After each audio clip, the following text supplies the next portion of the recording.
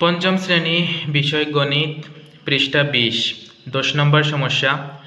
মা ও পুত্রের বয়সের সমষ্টি 60 বছর। মায়ের বয়স পুত্রের বয়সের 3 গুণ। তাদের প্রত্যেকের বয়স কত?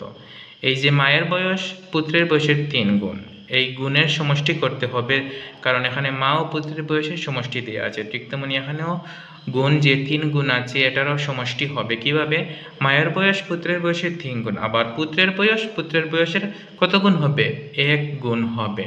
আর তারপর দুটো সমষ্টি করতে হবে, তারপর সমষ্টি সমষ্টি ভাগ করলেই আমরা কার মান পেয়ে যাব। আমরা যদি সমষ্টি সমষ্টি ভাগ করি তাহলে পুত্রের বয়স পেয়ে যাব। তাহলে আমরা শুরু করি।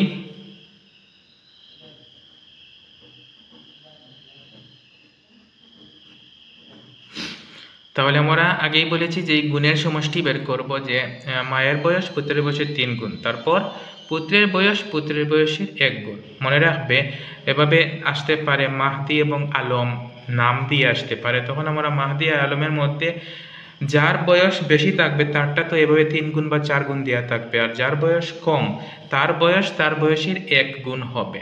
তাহলে আমরা লিখব মায়ের বয়স পুত্রের বয়সের 3 গুণ।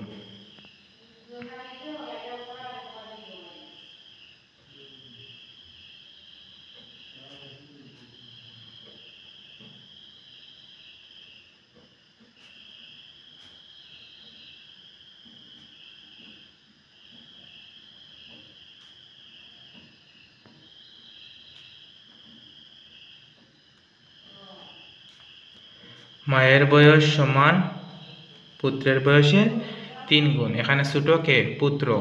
তাহলে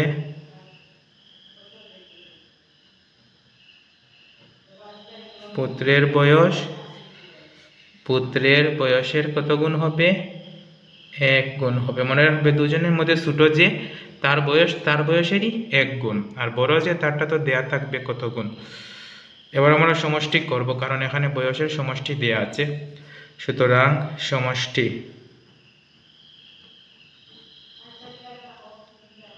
সমষ্টি মানে কি? যোগ। তাহলে সমষ্টি কি হবে? পুত্রের বয়সের 3 আর 1 যোগ করলে কত হবে? 4 গুণ। এবার আমরা এটা লিখতে পারি, মা ও পুত্রের বয়সের সমষ্টি 60 বছর।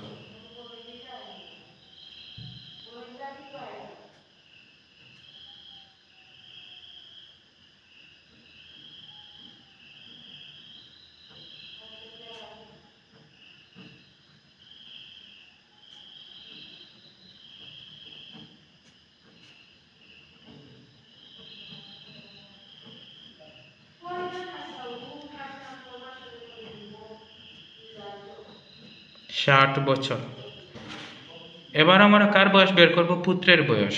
পুত্রের বয়স কিভাবে বের করব? এখানেই তো লেখা আছে সমষ্টি সমান পুত্রের বয়সের 4 গুণ। অর্থাৎ আমরা যদি এবার এই সমষ্টি ভাগ করি, এই সমষ্টি আর এই সমষ্টি ভাগ করি, তাহলে পুত্রের বয়স পেয়ে যাব। লিখতে পারি, সুতরাং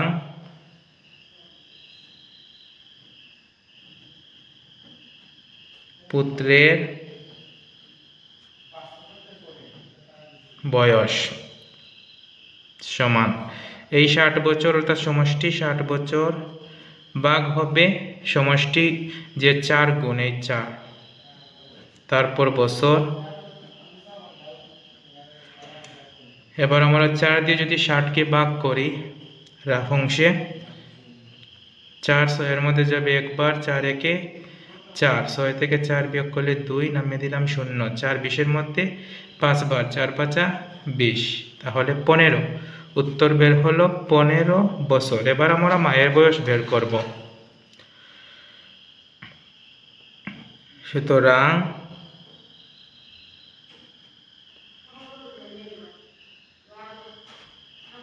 মায়ের বয়স, তাহলে মায়ের বয়স কিভাবে বের করব? পুত্রের বয়সের 3 গুণ। পুত্রের বয়স যত হবে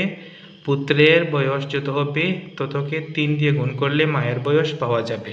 পুত্রের বয়স 15 বছর, তাহলে পুত্রের বয়সকে 3 দিয়ে গুণ করব। 3 দিয়ে গুণ করলেই মায়ের বয়স পেয়ে যাব।